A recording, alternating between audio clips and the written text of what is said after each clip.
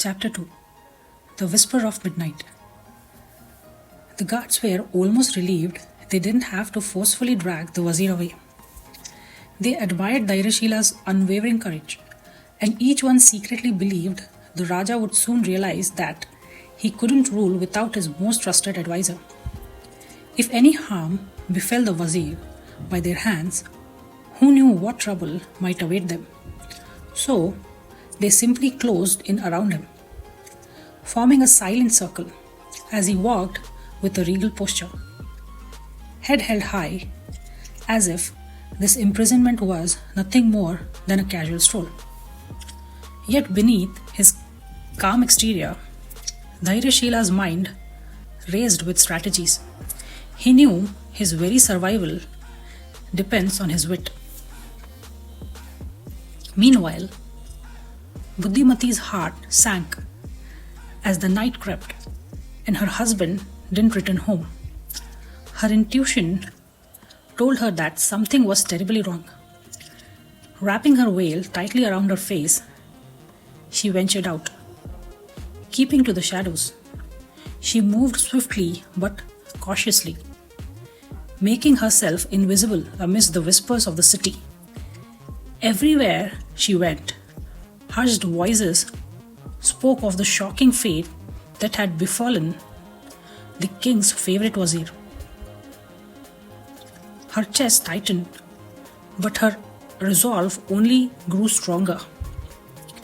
She knew she would have to wait until midnight, when the streets would fall silent and she could approach the tower unseen. Time dragged cruelly, each moment amplifying her fear. Finally, when darkness wrapped itself fully around the world and the stars blinked faintly above, Buddhimati slipped towards the tower. Her eyes searched the shadows until she saw a figure leaning over the railing at the top. Dhairya-Sila, unmistakable even in the dim streetlight. In a voice so soft that even the night had to strain to hear, she called, "Is my dear lord still alive? Is there anything I can do to help you?" Dhairya-Shila's calm voice floated down, firm and unshaken. "You can do everything that is needed to help me," he replied, his tone almost comforting. "But you must follow my instructions precisely.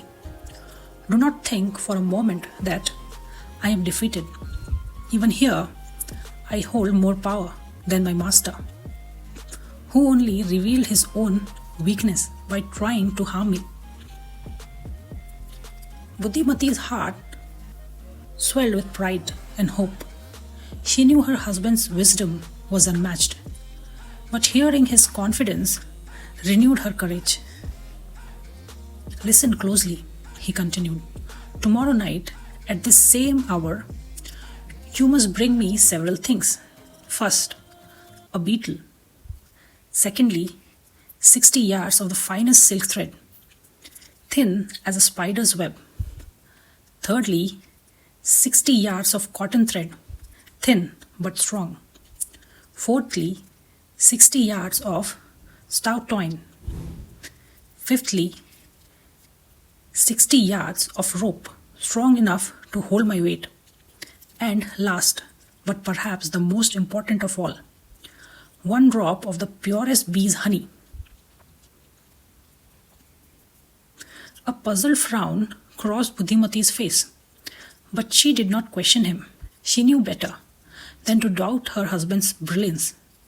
If anyone could escape the Raja's cruel grasp, it was Dhairya-Sila. She memorized his instructions, her mind already racing with ideas of how to gather the peculiar list of items. Before slipping away into the shadows, she whispered, "I will not fail you, my lord. Tomorrow night, I shall be here with all you need." Dhairya-Sila watched as his wife melted into the darkness, his heart swelling with gratitude and hope. If his plan succeeded, his enemies would soon learn the price of underestimating him. Little did the Raja know the game was far from over.